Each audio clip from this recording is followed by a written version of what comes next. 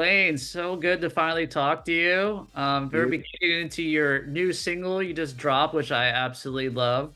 But before all that, here at Bionic Buzz, we're all about people's passions. I want to know where your passion for music came that led you on this amazing musical journey. Was it a certain album, certain live performance, or something that was natural for you as a child?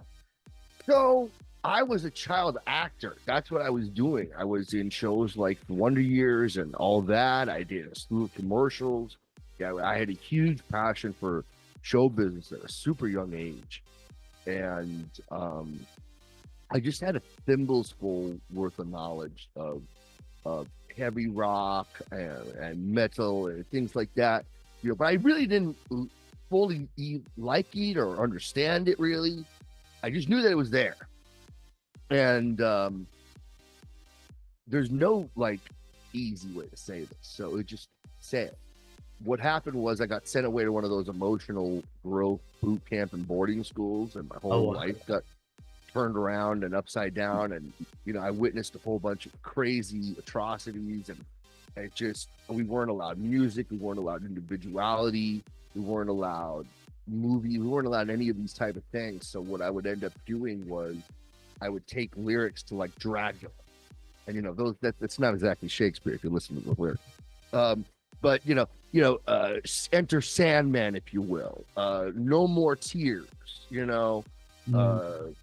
Songs that were in that thimbleful, and I would take these lyrics, and I would go to the shower late at night when everybody was asleep, and I like press an imaginary play button in my head, and I would sing these songs softly, and it saved my life. And when I got out of this horrible situation, I quit, you know, really acting, and I dedicated my whole life to this music thing. So my passion comes from, you know, giving proper, due to this thing that saved my life. And hopefully, maybe through whatever I'm going through in my music, maybe I can affect somebody else and help them out. You know what I mean? And I Absolutely. know, and I know that sounds super fucking corny, but it's No.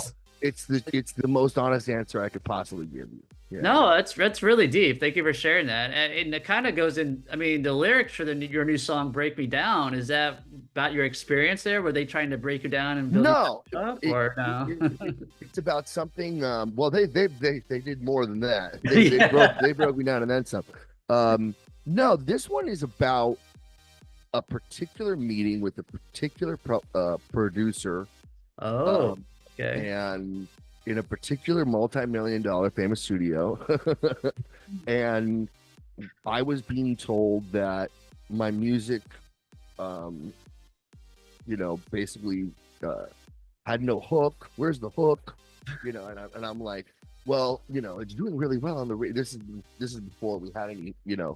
songs that tracked really well on the radio. And I'm like, well, it's doing really well on the radio. And he's like, where, like, in Tulsa, Oklahoma, and it's just like, just naysaying everything I'm doing. And just, what happened was we get out to the car, and me and the guitar player at the time were like, thank God you're out of it.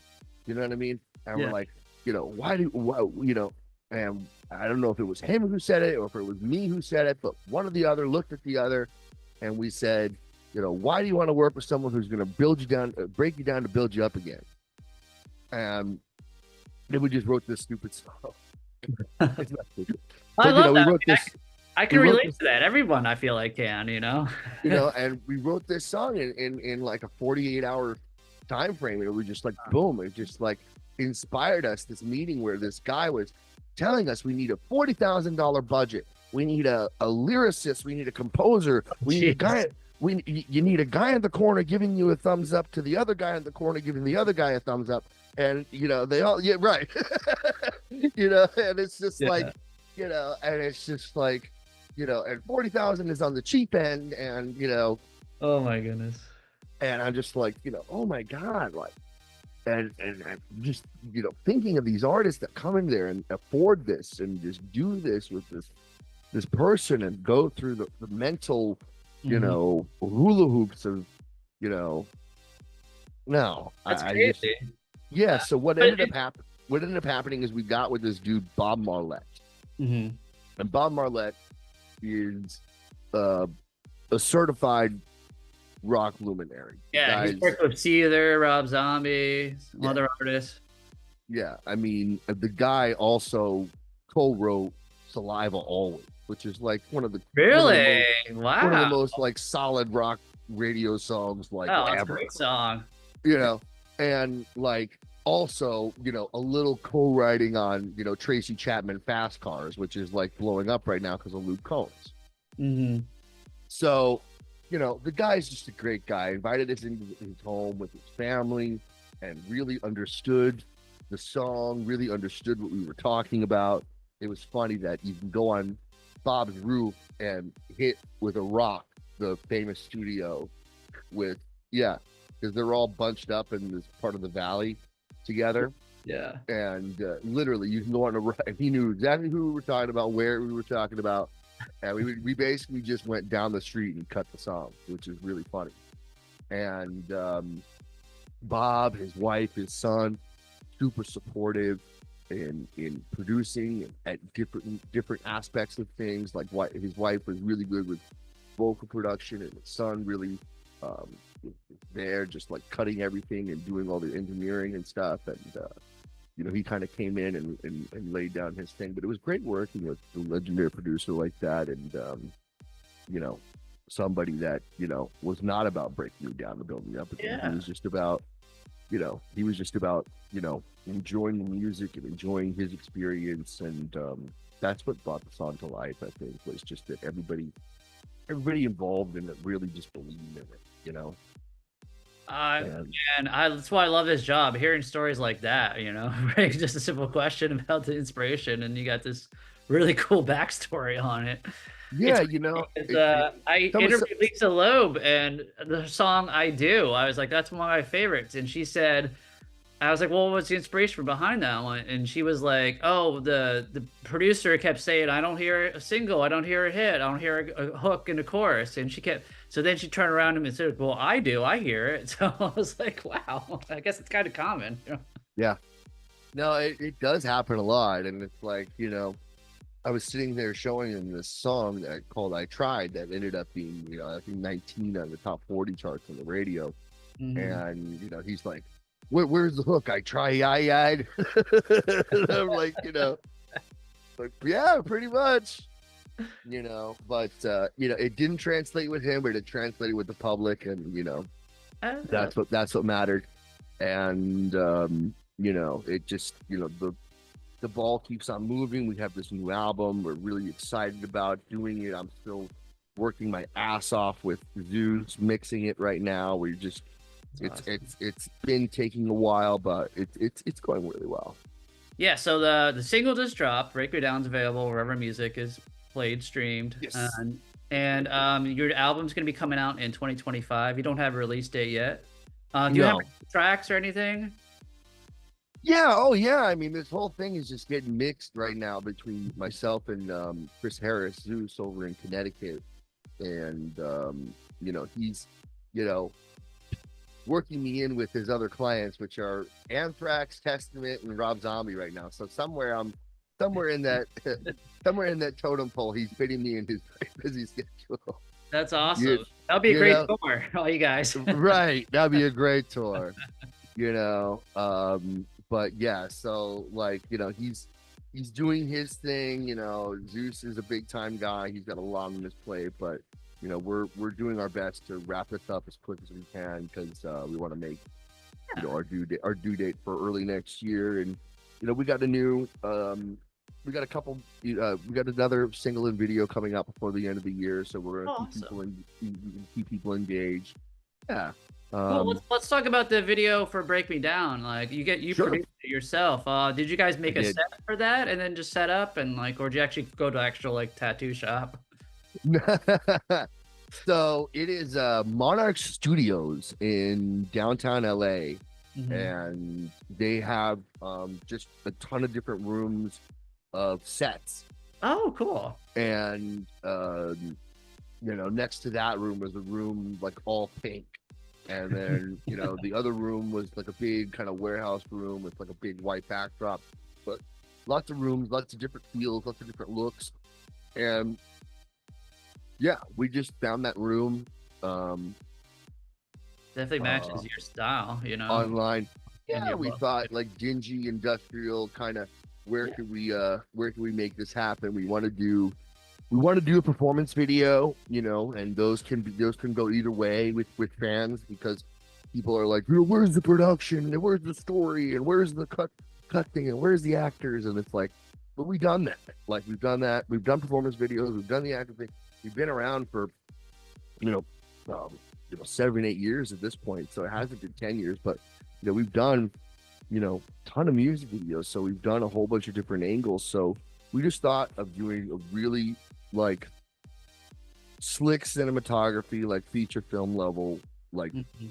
and just get a really great environment, which was this Monarch Studios, which was this for people who haven't seen it, it's this outside kind of like alley looking thing in front of this fake tattoo shop, and it was Yeah. just really cool and dingy, and um, Uh, just added to the atmosphere of that. And yeah, that was my contribution in production, was arranging, finding the set, and getting everybody there and doing all that. And Andre Brown did direct that video. I'm not a director by any means. I can't direct my way out of a paper bag. I have no visual skills whatsoever. I can't draw a circle. I can't draw a square. I can't. I have no visual talent at all. So, The um, video came out great. I thought you did a great job. It just captures thanks, a man. great live performance, and I like the set. The filters they add as an editor, I thought was really cool choice. So Yeah, it was a really fun video to make. We made it in like 3 hours. It was really fun to shoot. Had no problems, and those people were super accommodating. People at Monarch Studio. Shout out to them. So yeah. nice.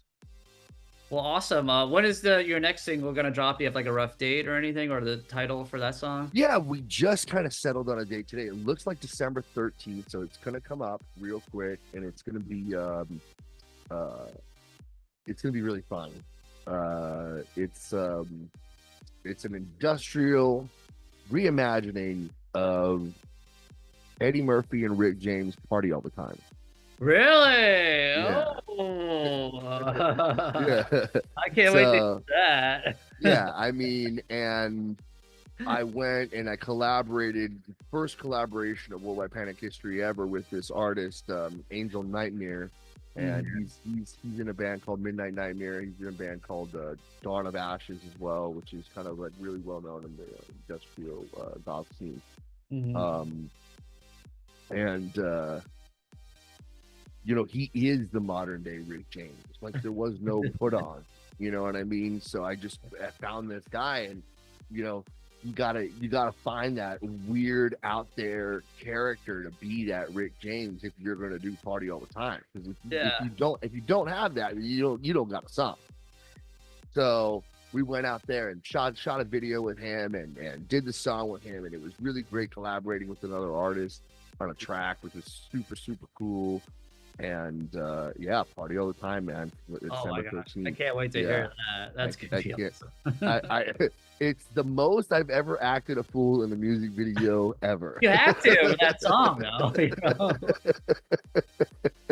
you have we to. just we just had such a good time. But yeah, it's just the ball just keeps on rolling, and Worldwide Panic is still here, and we're still doing stuff, and it's just Well, it was great talking to you. Thank you so much for sharing your story. I think it was very inspiring to someone else who might be like working with another producer or anyone in anything that, telling you you're not good enough, thumbs down. yeah, So yeah. yeah. Everyone check out Break Me Down. In the meantime, can't wait to hear your cover on the Party All the Time, December 13th. Your album's going to be dropping in 2025, and hopefully we'll have some tour dates to support that too. So I'm going to have all your social media links down below. So anything Cool. else you want to talk about before I let you go? No, just everybody, please take the time to go to worldwidepanicband.com, and Worldwide Panic, check it out on Facebook, all that good stuff. But please do take the time to watch this video that Steven and I were talking about, Break Me Down, on YouTube. Leave a comment, leave a like. That stuff means the world to us. Thank you so much, for sure. Absolutely. Awesome, man. Thank you so much, man. We'll talk down the road, all right? Sounds good. Thank you so much.